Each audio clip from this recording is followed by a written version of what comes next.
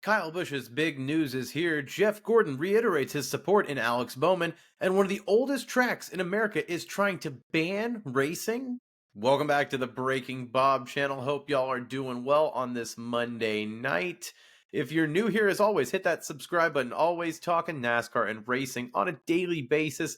And we've got a lot to get into as we climb out of the weeds of Homestead. We've got Martinsville this weekend, but some news to get into. But first, we've got the Darlington Throwback Weekend coming up, and fans have been begging for it. Carson Quapple with Junior Motorsports and his Bass Pro Shop sponsorship. Would he do it? Would he do it? Oh, he's doing it. He's throwing it back to Jamie McMurray's #1 Bass Pro Shop Chevy, and oh my goodness, it looks just as good as I thought it could. They nailed this one. People were begging for it as soon as Carson Quapple signed with that one in Bass Pro Shop. The thought was already there, and Junior Motorsports delivers. It seems like they just really nail these throwback liveries every single year when it comes to their team. And you could tell how much it meant to Jamie McMurray when they showed it to him at Junior Motorsports when he was on the Dale Jr. Download this week. It was just a very, very cool, well done all around tribute for this is what Throwback Weekend should be.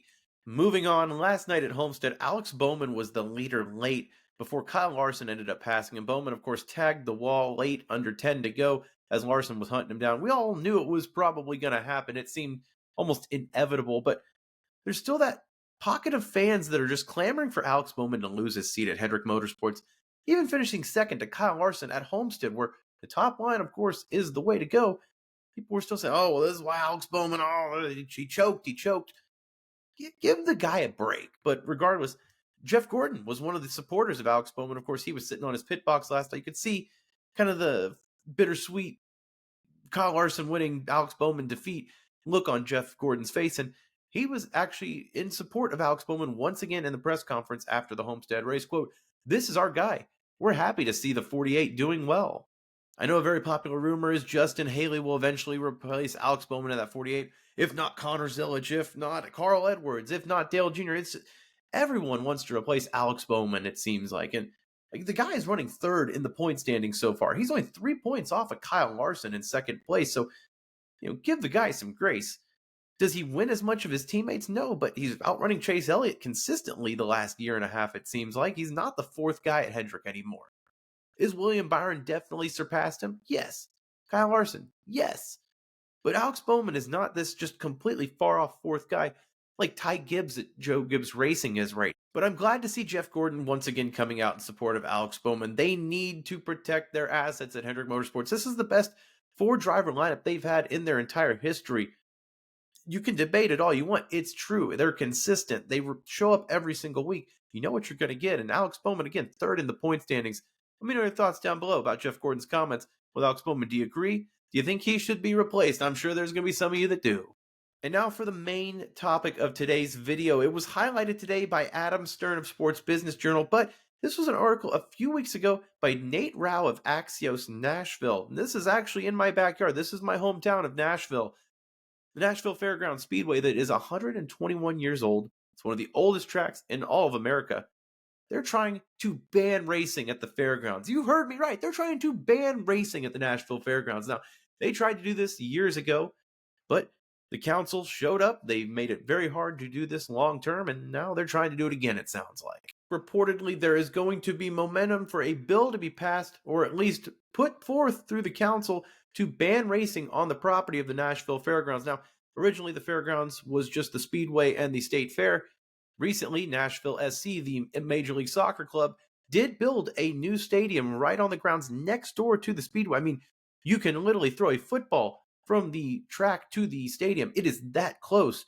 They share sight lines with each other. It is right on each other's property. Now, the Nashville SC Stadium was built with public funds.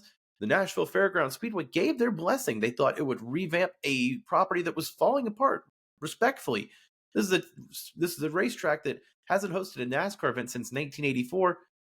And yes, the facilities are dated. There's still the troughs there from the 1984 race. I'm telling you, it's tough at times, but it's historic. It's a great track, and it's still got yearly racing. It's still got late model racing, and you see big drivers come through. You even saw the SRX event at Nashville Fairgrounds Speedway twice the last few years. So while yes, the facilities themselves might need some work, it was reported that they were going to pass a multi-million-dollar proposal to give the funds for the Speedway with the last mayoral candidacy. Now, of course, that got put on the back burner. Now, new Nashville Mayor Freddie O'Connell, not to get too thick into the weeds of it, but he's been a big fan of the Speedway. Sounds like he's in the middle of it now. He's going to have to decide whether he wants to make the race fans happy or the fans that are pushing for the raceway to go away. And one of the opponents of the raceway is Nashville Soccer Club owner John Ingram, who it's reported he is withholding funds for public housing right now while the raceway is being considered. Interesting, very, very bold. And if you're going to ask me candidly, not to get too political, who's to say that housing even gets built? But regardless, this Nashville Raceway, the Fairgrounds Speedway, has been there for 121 years. It's a fabric of the city, and it's a microcosm of the rest of the issue that we're having nationwide, where all these speedways are getting bought up in urban areas. Look at California. Fontana gone, Riverside, Irvine, all gone. This racetrack has been there since before any of us. I went as a kid. My dad went as a kid. It's a part of Nashville. And again, it's just a perfect example of racetracks in America starting to go away. And we need to support our local racetracks. This is a track that really has great racing all year. It's in the downtown Nashville. It's a great historic track. So many drivers have gotten their starts there. Darrell Waltrip, Sterling Marlin, Casey Atwood. You had Dale Jr. race there as a kid. It's got the pedigree there, and the track itself produces great racing. You even saw the SRX event a couple of years ago. But, for them to try and ban the racing from the fairgrounds and then hold public funds over, I have a tough time agreeing with that. But, this isn't one time we're going to get political on here. It's only because racetracks are involved in. I happen to have a little personal connection with it. But let me know your thoughts down below about the Nashville Fairgrounds Speedway. Have you ever been? What do you want to see this racetrack's future? Do you want to see NASCAR return to the fairgrounds like it's been reported through years with SMI reinvesting in the project? But again, if you're new here, like this video if you like what you saw. Subscribe to the channel for more racing and motorsports content here at Breaking Bob. I'll see you as we get closer to Martinsville for race number 7 of the NASCAR Cup Series season. Stay tuned for more.